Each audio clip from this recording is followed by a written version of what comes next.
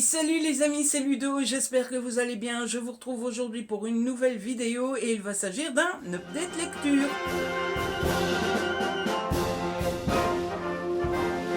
Comme d'habitude, eh bien j'ai lu 4 livres et comme d'habitude, je n'attends pas plus longtemps pour vous en parler, histoire que toutes les histoires soient bien dans ma tête et que je puisse vous en parler fidèlement. Comme ça, je retiens tous les détails, je suis sûr de ce que je dis, etc., etc. Bref, vaut mieux vous en parler directement. Et cette fois-ci, eh bien, on va parler de 4 romances. Ceux qui n'aiment pas la romance, je suis désolé, la vidéo risque de ne pas vous plaire. Pour les autres, eh bien, restez. Il s'agit de 4 Hugo New Romance. Et ce que je vous propose, eh bien, c'est de commencer tout de suite. Et le premier livre dont je dois vous parler, c'est Chercheur d'or de Nathalie Sullivan aux éditions Hugo dans la collection New Romance en format poche. Et j'ai énormément aimé cette histoire. Alors, j'en attendais pas énormément, dans le sens où forcément, si je l'ai demandé, il m'attirait, mais je l'avais demandé sans rien en connaître, juste en voyant la couverture, les montagnes, la neige, etc. Je m'étais dit, cette saison, ça va être très chouette, etc. Et bah, j'ai eu le nez fin parce que j'ai beaucoup aimé. On est dans une histoire un peu à la seul au monde, seul sur Mars, vous voyez. Sauf que là, bah, elle est pas toute seule, ils sont deux. Et tout va commencer le jour où Lia, qui travaille dans l'immobilier, en fait, elle vend des parcelles de terre pour que des riches hommes d'affaires puissent construire des bâtiments.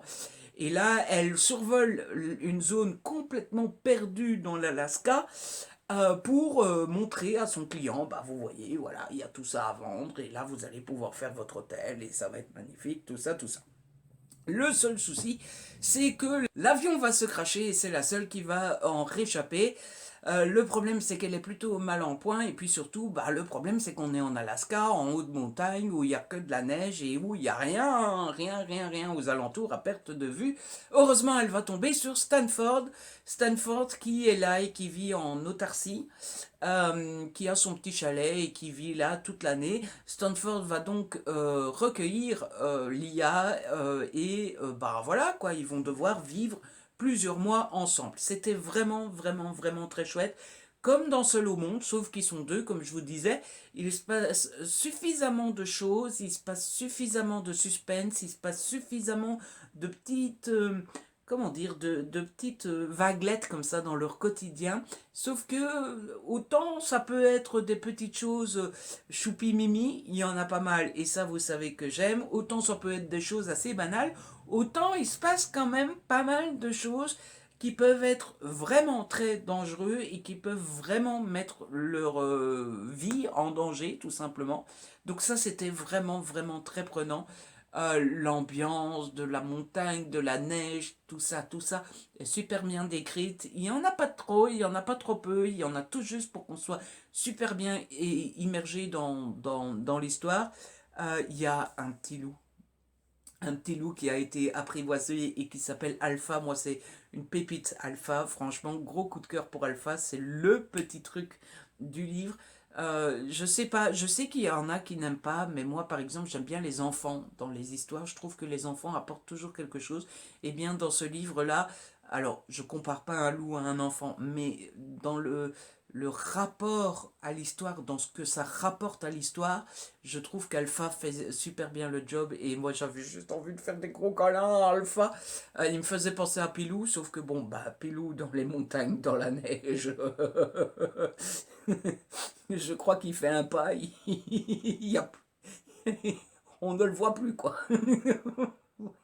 Vous imaginez mon petit chien dans la neige, enfin bref, c'était vraiment très cool. Il y a une histoire familiale vraiment difficile et vraiment pas drôle qui m'a serré le cœur. Et puis c'est rythmé, on s'ennuie pas. Enfin bref, vraiment une très belle surprise, un très beau coup de cœur et j'en redemandais quoi. Je vous ai parlé du style de l'autrice, il me semble que non. Parce que le style, franchement, il vaut son pesant de cacahuètes. Ça se lit vraiment tout seul. Je l'ai commencé un samedi soir, mais très tard, vers vers minuit, et je l'ai terminé le dimanche, quoi. Donc il m'a même pas fallu 24 heures pour le lire. Vraiment belle, belle, belle surprise. Je l'ai pas vu énormément passer, et c'est bien dommage parce que je trouve qu'il vaut le détour, il vaut la peine d'être lu, et franchement, si vous tombez dessus, eh bien n'hésitez pas une seconde parce que vous passerez un super bon moment. Le deuxième livre que j'ai lu, c'est Scottish Rhapsody de Delinda Dane aux éditions Hugo dans la collection New Romance. Alors, Delinda, déjà, elle est tellement gentille. Est-ce qu'il y a une personne aussi gentille que Delinda?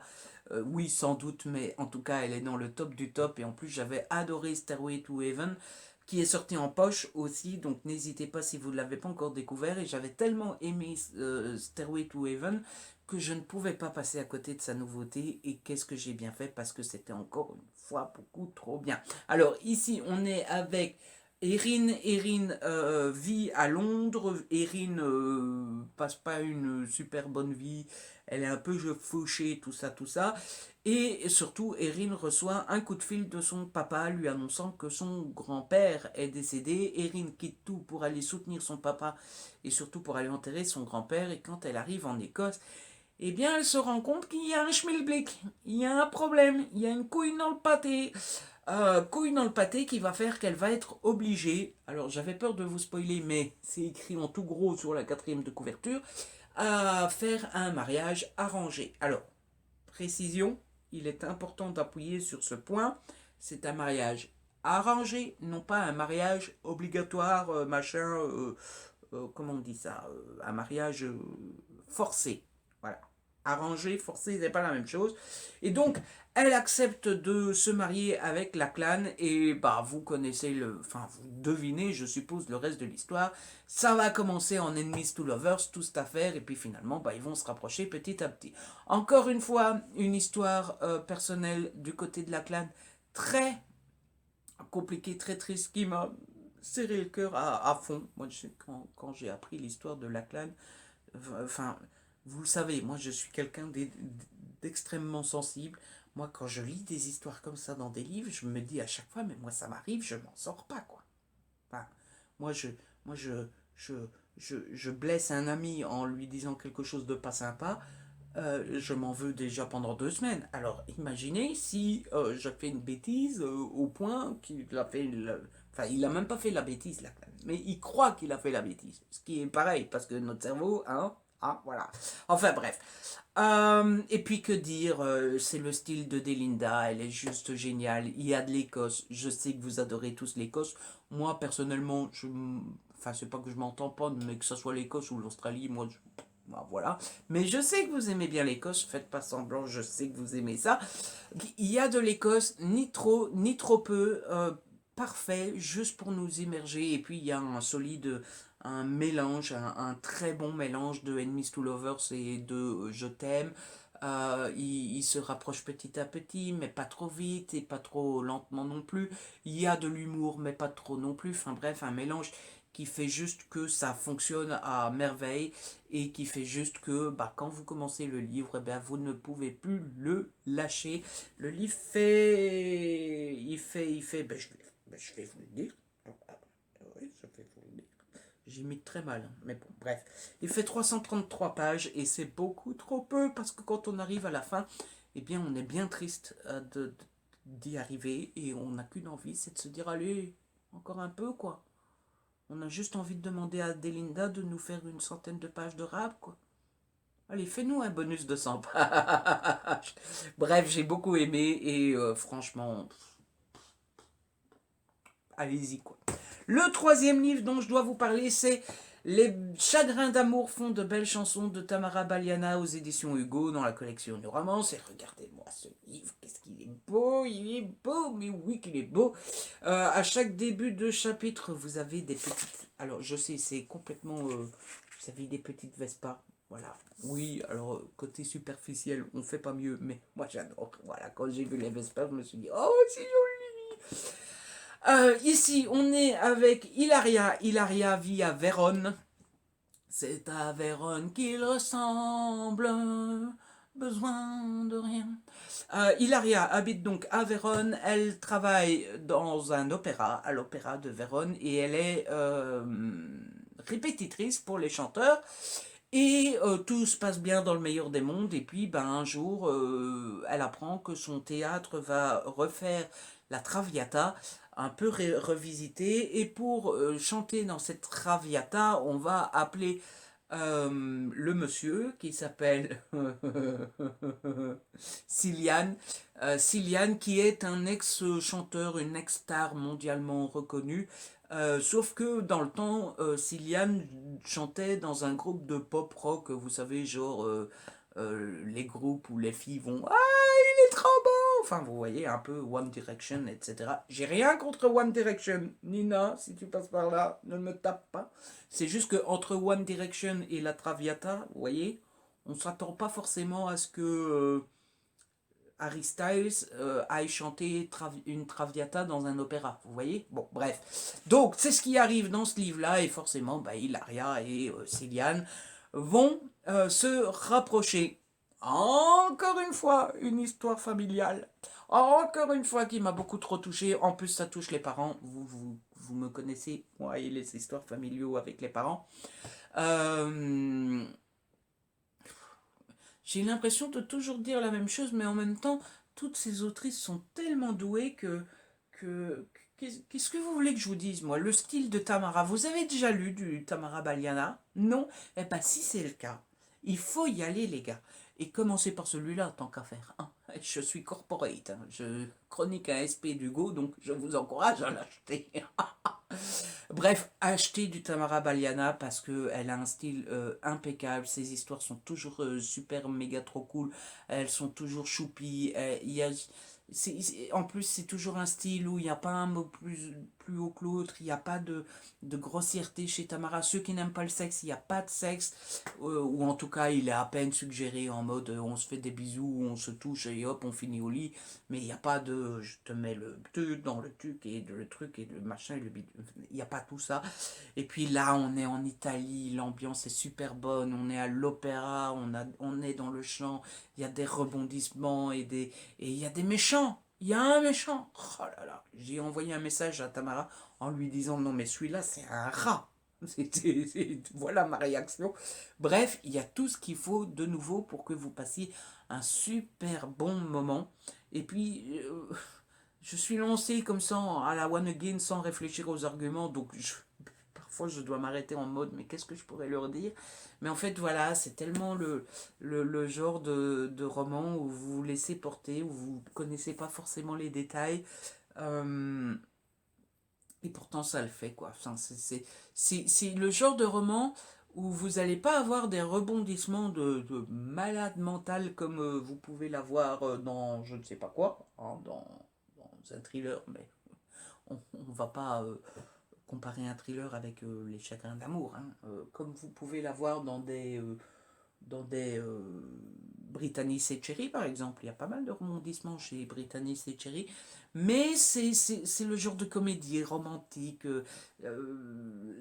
la proposition de Holiday, Pretty Woman, tout ça. Vous voyez, des histoires qui finalement, il n'y a pas d'explosion dans toutes ces histoires-là, mais c'est le genre de livre où quand vous l'avez fini, vous le serrez contre vous et vous dites qu'est-ce que je vais bien pouvoir lire après. Hein, voilà. C'est toujours la question quand on lit un bon livre. Et du coup, c'était le cas avec celui-ci. Et je ne peux que vous le conseiller. Et enfin, on va allumer la lumière. Il me semble qu'il commence à faire. Et enfin, le dernier livre dont je dois vous parler, c'est La force de renaître de Brittany C. Cherry aux éditions Hugo dans la collection New Romance. Et encore une fois, qu'est-ce que c'était un coup de cœur. Alors, Brittany C. Cherry, ça commence à devenir ma queen. J'avais moins aimé Disgrace, mais alors sa trilogie là, Eleanor and Grey et London and She. Eleanor and Grey, ça doit faire une bonne année que je l'ai lu maintenant, et j'y pense encore très souvent. Vous vous rappelez comme elle m'avait fait pleurer, etc., etc. Et c'est encore une fois le cas avec ce livre-ci. Alors ici, on est avec Yann, ça c'est le monsieur, et la madame, elle s'appelle Hazel. Et en fait, ils vivent tous les deux dans la même ville, sauf que Hazel a une situation familiale, mais pas comme les autres, quoi. C'est encore plus catastrophique. Sa maman ne s'occupe pas d'elle. première chose, hein. Vous savez que moi, une fois qu'on parle de maman qui ne s'occupent pas de leurs enfants, forcément ça me touche tout de suite. Et puis son beau-père, n'en parlons même pas. Et donc elle va chercher du travail, elle va aller dans le ranch près de chez elle et elle va devoir apprendre le métier avec Yann. Sauf que Yann est un petit peu légèrement un ours mal léché qui va vraiment très mal l'accueillir. Et donc on a du Enemies to Lovers, la meilleure ficelle de romance. Je veux rien entendre. Le Enemies to Lovers en romance, c'est juste merveilleux. On a des thèmes forts avec cette famille qui s'occupe pas d'Azel et cette famille qui s'occupe encore moins de Yann. On a cette saloperie de drogue. On a la différence sociale, même si c'est vraiment pas le sujet principal du livre. Bref, on a encore une fois une tonne de thématiques et je sais pas, alors je viens de vous le dire, j'adore les styles d'écriture de Tamara, de Delinda, de Nathalie que je connais, que je viens de découvrir. Franchement, je me dédie pas, franchement, les styles de ces trois autrices sont merveilleux. Mais alors, le style de Brittany Setcheri, c'est juste... Elle arrive à me toucher à chaque fois. Elle arrive à me toucher à chaque fois. Elle arrive à chaque fois à, à transmettre des émotions comme ça qui, quand vous le lisez, vous avez, ça a l'air tellement simple et pourtant je sais que c'est tellement compliqué de transmettre des choses comme ça. Et, et je sens les larmes qui reviennent parce que je repense à l'histoire et il faut que Brittany Setcheri arrête de me faire pleurer parce que c'est à chaque fois parce que c'est à chaque fois toujours beaucoup trop émouvant et ouais, c'était encore une fois tellement beau, tellement et en même temps je trouve plus mes mots. En même temps, je trouve que il faut pas vous en dire plus. Il faut se lancer dans le livre et découvrir tout ça au fur et à mesure et petit à petit et se laisser transporter. J'ai été déçue au milieu du livre parce que Brittany prend un virage un peu brusque, un peu qui nous sort du bidule. Mais finalement, c'est tellement un détail comparé aux autres. C'est encore une fois, tout tourne encore une fois autour des parents et moi ça me touche beaucoup, toujours beaucoup trop et c'était encore une fois énormément super bien fait. Et donc voilà, je me sens pas capable d'en parler encore pendant 10 minutes. Donc j'espère que ça suffira pour vous convaincre. Achetez ce livre, découvrez-le, laissez-vous prendre par les émotions. Et si vous avez souffert dans votre vie à cause d'un parent, bah, blindez-vous parce que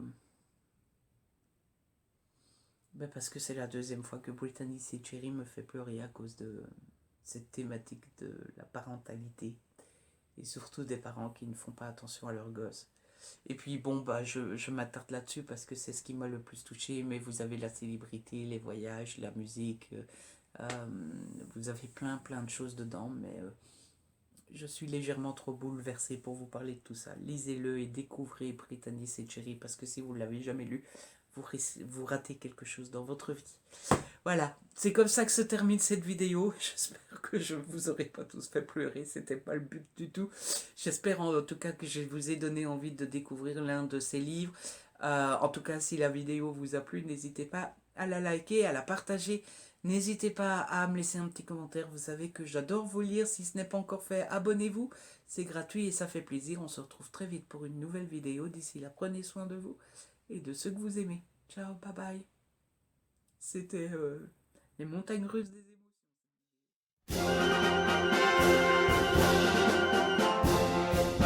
Les amis, c'est Météo. J'espère que vous allez bien. On se retrouve aujourd'hui pour une nouvelle vidéo. Il va s'agir d'une petite lecture. Que les histoires soient bien fraîches dans ma tête et que je puisse vous parler fidèlement des histoires. Un petit peu sont sérieux pour pouvoir vous en parler sérieusement. Je me répète pas du tout. Tout va bien.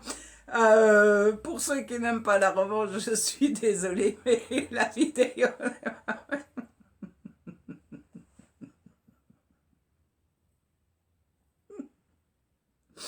La vidéo ne risque. Oh.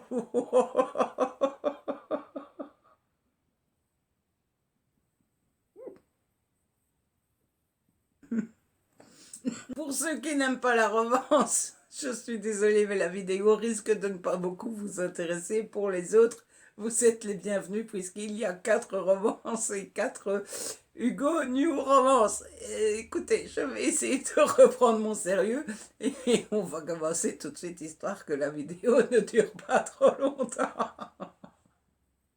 Je suis désolée.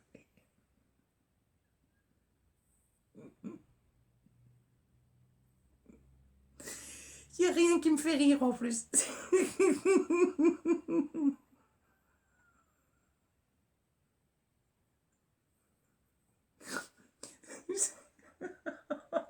Ça doit être un rire nerveux. Bref, on reprend son sérieux et où est-ce qu'on en est?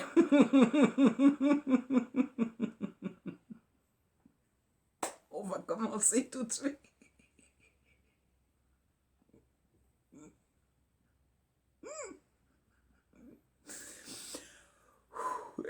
Le premier livre. Et c'est juste en voyant la couverture, les montagnes, la neige, etc., je m'étais dit, tiens, c'est joli. Ça fait ces 2 saisons, ça donne envie, hein, lire la neige, tout ça en hiver. Et bah, figurez-vous que c'est le cas. En effet, j'ai beaucoup aimé.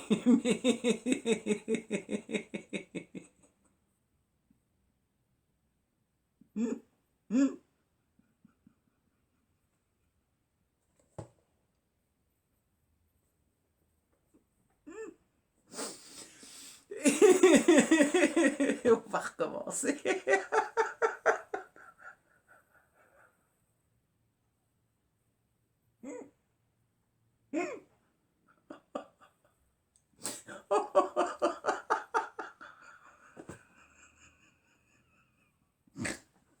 Je ne sais pas du tout pourquoi je rigole.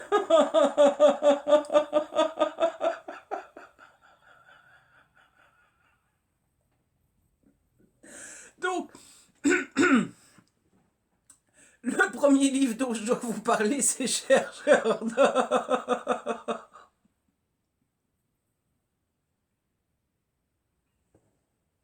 Il n'y a rien de marrant, Ludo, arrête.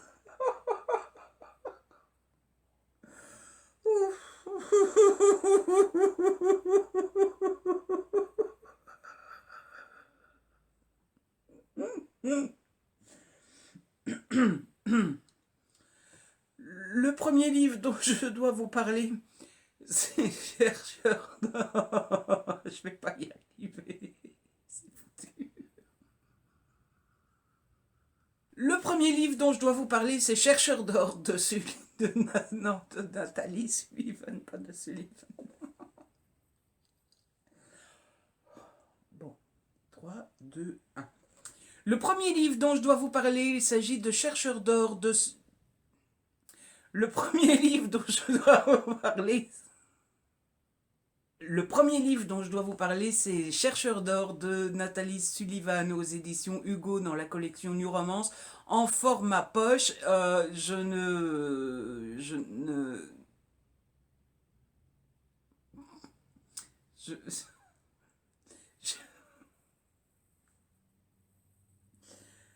Le premier livre dont je dois vous parler, il s'agit de Chercheur d'or de Nathalie Sullivan aux éditions Hugo dans la collection New Romance en format poche. Et pourquoi je ris? L'avion va finir par se cracher. Je dis ça en rigolant, ça va pas du tout. L'avion va finir par se cracher et c'est la seule. L'avion va finir par se cracher et c'est la seule qui va